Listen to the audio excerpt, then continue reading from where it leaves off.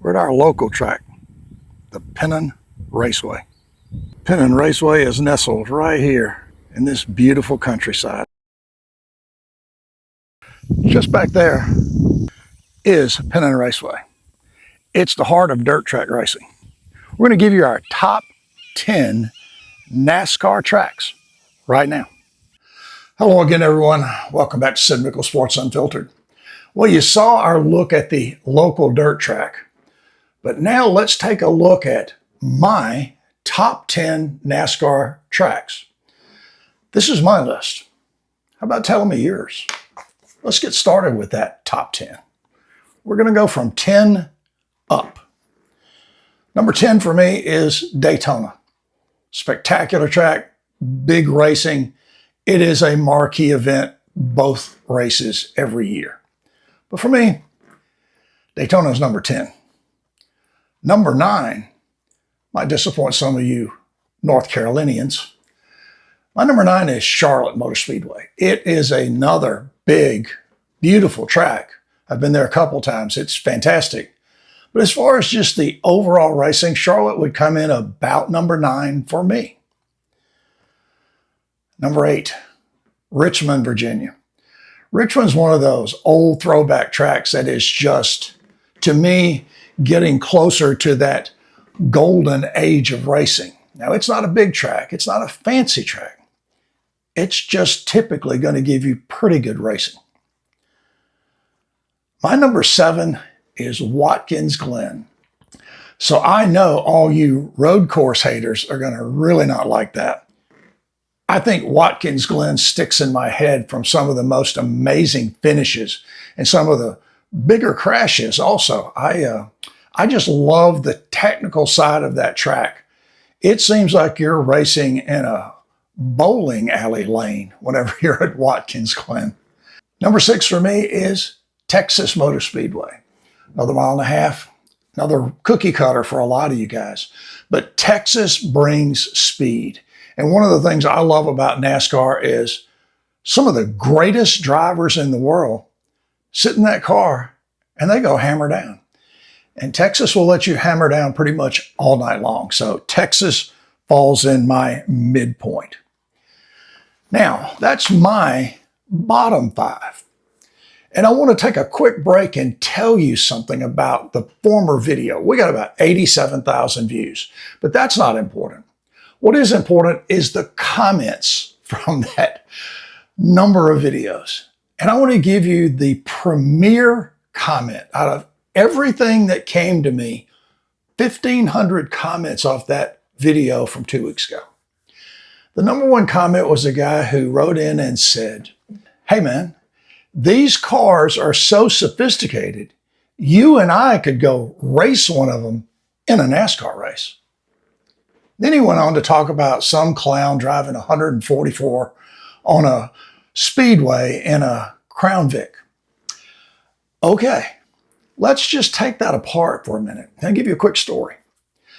My wife gave me the present of the Richard Petty experience several years ago, and it was in Atlanta. And I got to tell you, it was one of the greatest things I have ever done. Some of the best money we ever spent as a couple. And my fastest sequence of laps, they do 10, 10, and 10. My fastest sequence was, of course, the third segment, and it averaged 152 miles an hour. It felt like I was doing about 55 because those cars, even though they're worn out old show cars, basically, they were incredible. First 10 laps, it feels like you're riding in a broken wagon. Last 10 laps, feels pretty smooth. Can you imagine someone thinking that driving 144 or 152 means you could go out with, again, some of the greatest drivers in the world and race at a NASCAR venue with 38 other people trying to knock you out of the way or cut you off or move you? Come on, man. That may have been the worst practical comment I've ever seen on YouTube. There is just no comparison to the skill these guys have. It's a phenomenal thing to think about strapping yourself into a race car. I don't care if it's 750. I don't care if it's 400 horsepower. They are strapped in doing incredible speeds in these machines with 38 other guys. It's mind-boggling. That's why they're really good. All right, let's get back to our list. Let's drop in here at number 5. My number 5 is Talladega. You know what? Talladega is about an hour and a half from me. I've been to, I think, 8 NASCAR venues, 8 tracks. I've never been to Talladega. But a good buddy of mine and I have that planned for next spring. We're going to go up and do a video at Talladega. Maybe we'll try to find the old Indian mounds and film that as well. Talladega is full of action. It is unbelievable. I look forward to the Talladega races every year. Seeing those cars come down that straightaway and getting 4 wide is just, it's heart pounding. It is one of the things that just typifies the strategy, the strengths, and the skills of these drivers and the vehicles they're driving. Talladega, my 5th. Number 4 may send some of you into the emergency room or something. But my number 4 track is Sonoma.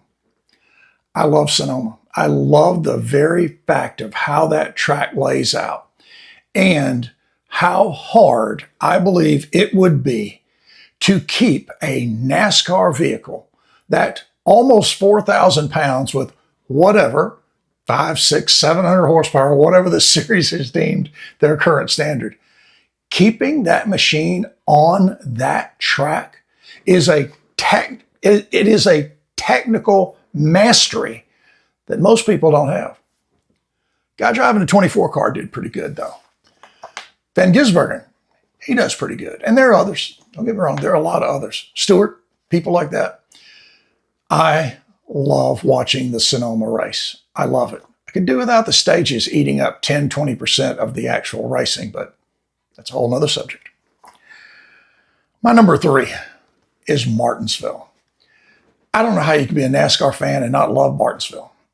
I don't think the racing is as good as it was maybe 15 years ago, but it's still pretty damn good. It is a fantastic racetrack, and it requires you to be technically strong. It requires you to have that feel and that ability to put that car on the right line in order to drive it. I love Martinsville. It's awesome. Number 2 for me, Darlington. It's the same exact skill set with variations for the track that Martinsville and Richmond and other really typical old school tracks have. That D shape or paperclip, whatever you want to call it, is a phenomenon. It is amazing. First of all, it's amazing that they built it. I think they built it around a pond or a railroad. I can't remember, one or the other. But it is a great venue, and I have not seen a race there, but I've seen the track, and it's breathtaking. It's just a beautiful spot. And also, the throwback races, a lot of people don't like that. I love it. I love getting that glimpse back to former great drivers and saluting them. That's an awesome thing. That one of the really few things NASCAR, I think, does well and does right. Okay, now there's only one left, and you're probably aware that several of you, maybe your favorites, aren't there. But let me give you my number 1 racetrack. It is the track that I have gone to the most often, and that's Atlanta Motor Speedway.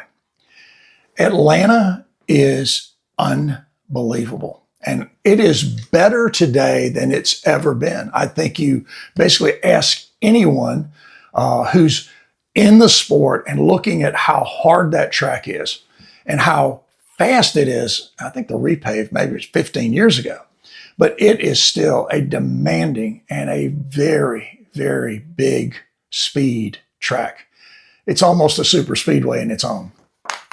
And I'll tell you one quick thing. When I was driving that Petty car there in Atlanta, you're a little bit nervous. You're sitting in that car. You only go out with their lead guy, you, and a guy behind you. It's a 3-car track, a 3-car set. We're going down the front straights, the new start-finish line. Get out of that little kink, that little dog leg, and you're going toward turn one. And in your mind's eye, you just see a wall. That's all you see. It's a concrete wall running right in front of the steering wheel. And you're thinking, this just doesn't feel right. And what happens is that banking takes over and that turn just folds in and you go around that corner. And you can go around that corner at a very, very steady clip. By far, Atlanta, no doubt, hands down, my favorite track. Now, some of you out there, you purists, and some of you longtime race fans are going to say, where's Bristol? Where's Indy, that great, wonderful, historic track? Where's Homestead? Where's Phoenix? Where's all these other places? They're not on my list. Homestead, to me, kind of a snooze fest most of the time. To me, you get out front with this aero package and you just ride around. I've never understood Phoenix. I've never understood having a championship race there. I just don't get it. I've been there. It's a nice facility. It's beautiful. I just don't get the racing there. I've never really enjoyed it. And all the other things that people say about cookie cutter mile and a halves and this, that, and the other, I get it. There's a lot of them. I personally almost put Kansas in this track. It's a cookie cutter mile and a half. But boys, it got speed. It is a really fast track as well. And you know, Michigan doesn't make my list. Michigan's a 2-miler and it is really fast. It's a great track, but it's not in my top 10. And like I say, this is my top 10. I would love for all of you guys to tell me your top 10. You don't have to agree with a single one on my list. Drop it in the comments. Tell me what yours is. Now, I'm going to do this. I'm going to drop a graphic in at the end of this conversation about the top 10. So we'll throw that graphic in just a second and you can compare your notes.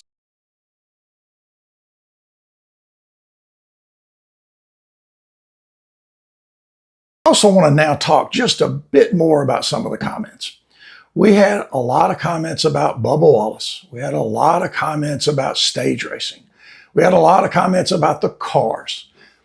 One thing I want to say about the cars, do we all realize and understand that U.S. car makers, GM and Ford, only have 3 cars? Now, I was calling them sedans. They're not sedans. They are coupes. Thank you for whoever corrected me on that. There's only 3 out there amongst GM, Ford, and Toyota, which is the Camry. GM, Corvette, Cadillac CT, Mustang from Ford.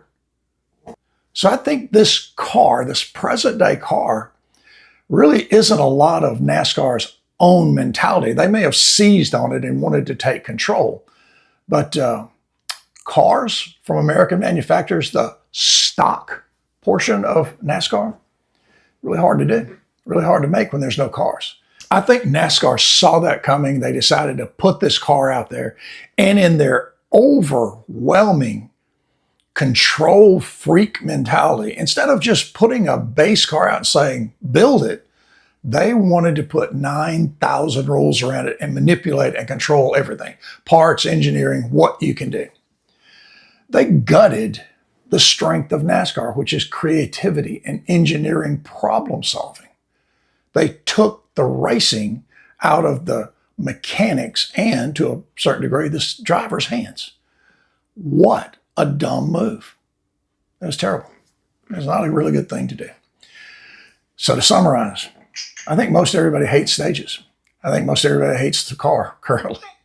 There's just no doubt. And there's all this noise about horsepower. Now look, horsepower, I'm not a NASCAR driver.